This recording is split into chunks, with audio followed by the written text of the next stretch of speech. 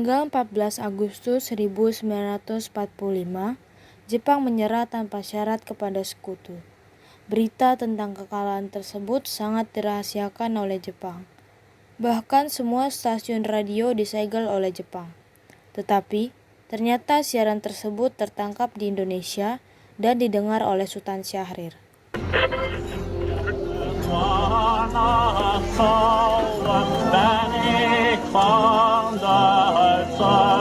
Dengar radio, Pak.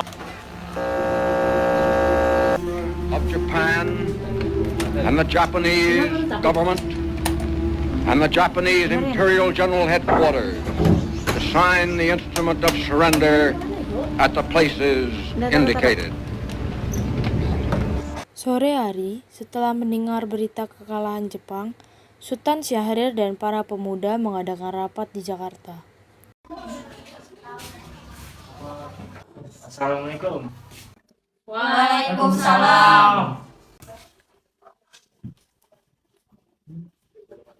Saudara-saudara, saya ada berita menggembirakan untuk kita semua bahwa Jepang telah menyerah kepada sekutu dan telah terjadi kekosongan kekuasaan di Indonesia.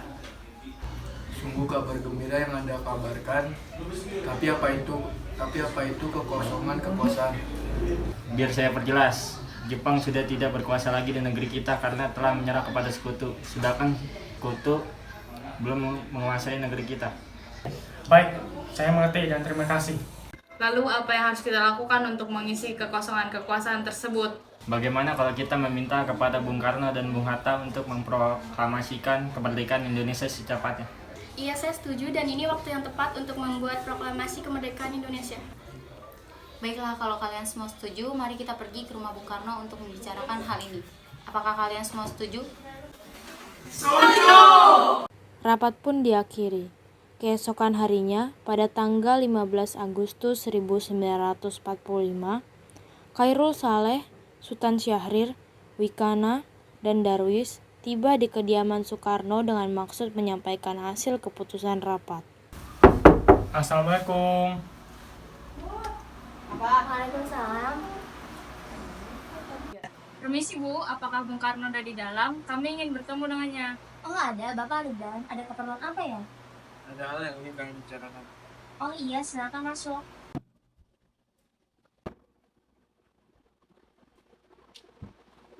Apa Mas? Para pemuda datang mencari. Katanya ada hal yang ingin dibicarakan. Baiklah, saya akan temui mereka.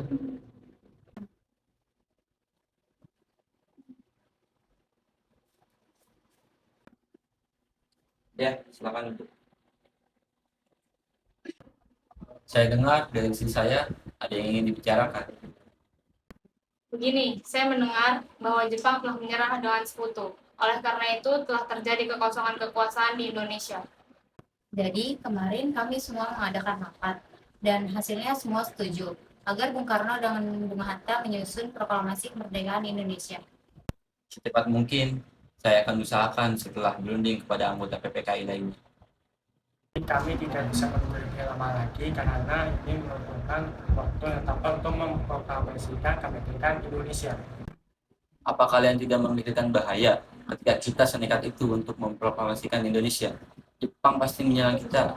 Justru itu saat ini Jepang bukan lagi penguasa di Indonesia. Jadi untuk apa kita menyanyiakan kesempatan ini? Nanti saja, setelah kita bicarakan hal ini dengan anggota PPKI. Saya tidak berharap Anda melaksanakan rapat PPKI terlebih dahulu, karena saya takut Jepang mengetahui tentang rencana kita dan menghalangi Indonesia untuk merdeka. Tapi PPKI satu-satunya cara untuk memerdekakan Indonesia. Tapi kami tidak ingin merdeka dari Jepang. Tapi berikan saya waktu untuk berunding kepada golongan tua. Baiklah, kalau begitu kami pamit undur diri.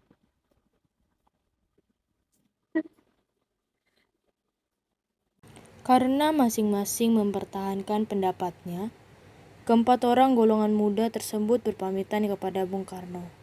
Mereka meninggalkan kediaman Bung Karno dengan wajah kesal. Kemudian Soekarno meminta para golongan tua untuk datang ke kediamannya dan membicarakan permasalahan tersebut. Bagaimana ini? Para pemuda menuntut untuk segera memproklamasikan kemerdekaan. Kita tidak boleh gegabah, Bung. Kita harus mempersiapkan kemerdekaan dengan matang agar sesuatu yang tidak diinginkan tidak terjadi. Saya setuju. Menurut saya, yang terpenting sekarang adalah menghadapi sekutu yang hendak berkuasa di negeri ini. Selain itu, masalah kemerdekaan yang akan dilaksanakan dari sidang PPKI tanggal 18 Agustus mendatang. Bagaimana, Bung? Lagi pula, mereka masih muda. Cara berpikir mereka sangat pendek. Kita harus melihat masa depan dan mempersiapkannya dengan matang. Bagaimana kalau semuanya berantakan? Baiklah, Bung. Berarti kita semua telah sepakat. Siap, terima kasih, Bung. Meski berat hati dengan keputusan Soekarno, para pemuda yang telah meninggalkan kediaman Soekarno tetap tidak putus asa. Mereka pun menyusun strategi bagaimana membujuk Soekarno dan Mohatta untuk memproklamasikan kemerdekaan sesegera mungkin.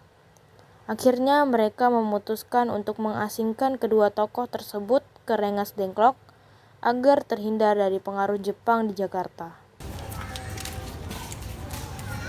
Sekarang apa yang harus kita lakukan sementara para golongan tua enggan mengikuti keinginan kita? Bagaimana kalau kita asingkan Bung Karno dan Bung Hatta agar mereka bebas dari pengaruh Jepang? Tapi kemana ya? Bagaimana kalau kita ke Rengas Dengklok? Di sana keamanannya terjamin. Iya, saya setuju dengan itu. Apakah kalian setuju? Setuju!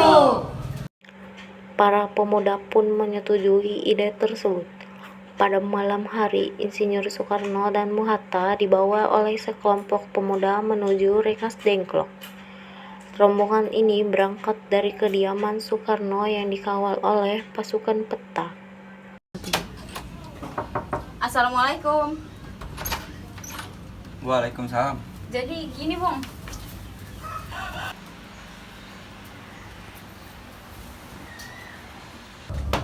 Assalamualaikum. Waalaikumsalam. Hatta, Soekarno, apa tujuan kalian membawa kami berdua ke sini? Tentang saudaraku sekalian, mari kita selesaikan pembicaraan ini dengan kepala dingin. Bung Saleh tolong lepaskan ikatan Bung Karno. Bung Latif tolong lepaskan ikatan Bung Hatta.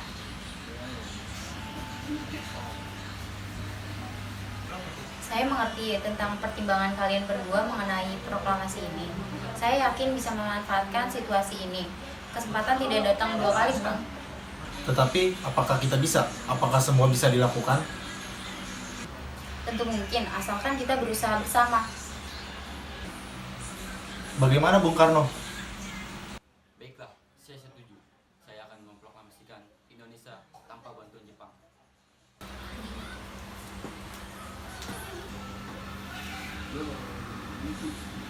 Jalan-jalan kalian pulang. Tunggu, mana kacamataku? Iya nih Bung. Udah, Pines. Tinggal nunggu. Pada pukul 5:30 sore, rombongan dari Jakarta yang dikenal oleh peta tiba di Rengas Dengklok untuk menjemput Soekarno dan Mohatta.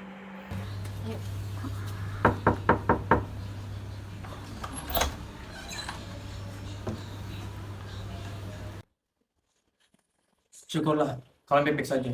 Jadi, bagaimana keputusannya? Kami setuju bahwa kemerdekaan dilakukan tanpa campur tangan Jepang. Jadi, kapan kita melaksanakannya? Bagaimana jika besok? Pasukan Jakarta sudah siap. Ya, kita akan melaksanakannya besok pagi. Insinyur Soekarno dan Mohatta pergi meninggalkan tempat tersebut, sementara Ahmad Subarjo dan Khairul Saleh tinggal sebentar untuk membahas tempat pembuatan teks proklamasi. Bagaimana kita akan membuat teks naskah proklamasi kemerdekaan Indonesia? Bagaimana jika kita ke rumah Laksamana Maeda? Dia adalah orang Jepang yang mendukung kemerdekaan Indonesia. Ya sudah, kita pergi ke sana. Selesailah perundingan di Rengas Dengklok. Semua anggota golongan muda maupun golongan tua kembali ke Jakarta untuk membahas lanjut rencana proklamasi kemerdekaan tanggal 17 Agustus 1945.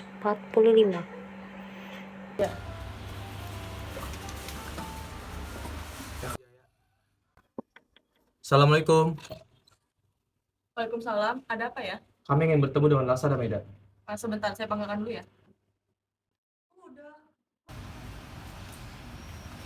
Selamat malam. Ada apa, Bung?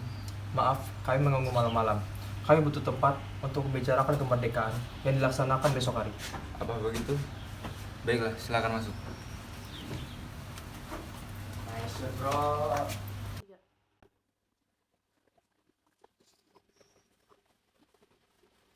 Baiklah, silakan duduk.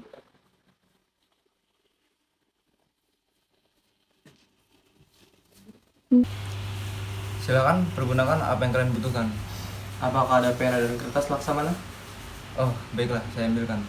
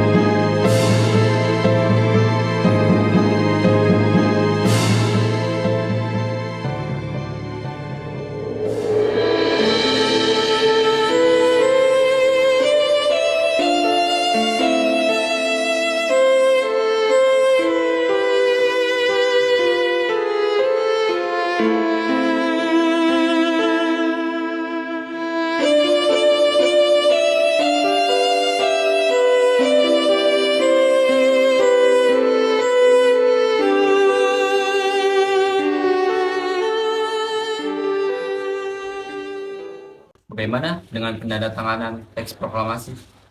Menurut saya, teks proklamasi tidak perlu ditandatangani oleh PPKI, karena PPKI merupakan buatan Jepang. Kita sudah sepakat bahwa proklamasi dilaksanakan tidak perlu dicampur tangani oleh Jepang. Adakah dari kalian yang ingin berpendapat tentang masalah ini? Bagaimana jika naskah ini ditandatangani oleh para hadirin yang ada di sini? Seperti ketika mereka mendatangani tes deklarasi mereka. Jangan, kita tidak boleh mengikuti bangsa lain. Kita harus berbeda dengan bangsa yang lain, Bung. Lalu, bagaimana Bung Karno? Karena ini semua berkat jasa bangsa Indonesia, maka kita harus menamakan bangsa Indonesia. Ya, saya setuju. Dan saya mengusulkan bagaimana jika yang menandatangani teks naskah ini adalah Anda dan Bung Hatta sebagai wakil dari bangsa Indonesia. Usulan yang bagus. Bagaimana hadirin? Setuju! Tolong ketik teks proklamasi ini, Bung. Baik, Bung. Apakah di sini ada mesin ketik? Ada. Mari ikut saya.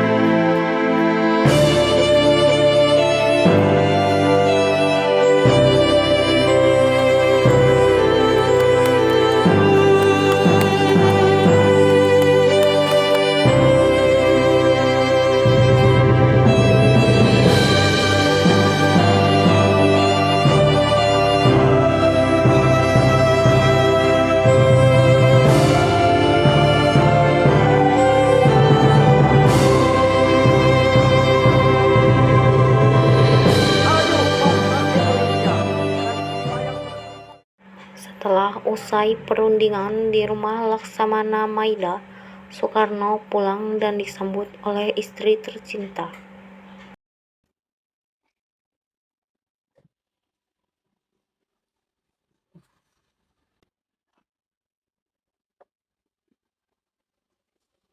Alhamdulillah, semuanya berjalan dengan lancar. Terima kasih ya Bu, telah menemani di masa-masa yang sulit ini. Ya, terima kasih kepada Allah yang sudah memberikan kita jalan untuk memproklamasikan kemerdekaan bangsa kita. Oh ya, apakah kalian sudah merencanakan untuk proklamasi besok? Sudah, kita akan melaksanakannya esok hari dan diiringi lagu Indonesia Raya ciptaan Bung Supratman. Oh ya, kita kan belum mempunyai bendera, lantas bagaimana? Ya ampun, lupa. Bagaimana kalau ibu saja yang menjahitnya? Tapi ibu hanya mempunyai kain merah dan putih, apakah tidak apa-apa? Tentu saja. Kalau begitu, buat saja yang sederhana. Yang penting kita punya niat. Baiklah, Ibu punya ide bagaimana kita menamakan bendera Sangsaka Merah dan Putih. Bagaimana? Baiklah, kita akan menamakannya Sangsaka Merah Putih. Ya sudah, Bapak bersiap sana untuk mempersiapkan proklamasi besok. Iya, Bu.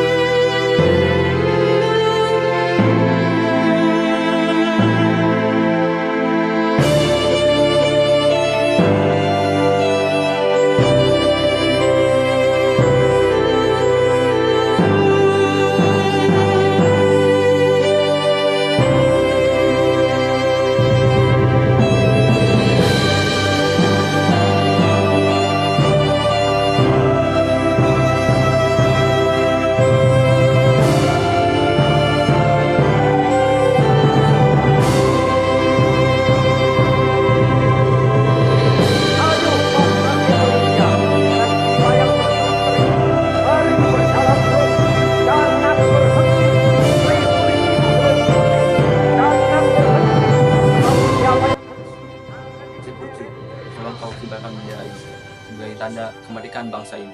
Siap, Bu. Saya akan kibarkan bendera ini. Baiklah, kerjakan. Siap, Bu. Proklamasi. Kami, bangsa Indonesia, dengan ini menyatakan kemerdekaan Indonesia. Hal-hal yang mengenai pemindahan kekuasaan dan lain-lain diselenggarakan dengan cara seksama dan dalam tempo yang sesingkat-singkatnya. Jakarta, 17 Agustus 1945, atas nama bangsa Indonesia. Soekarno Hatta.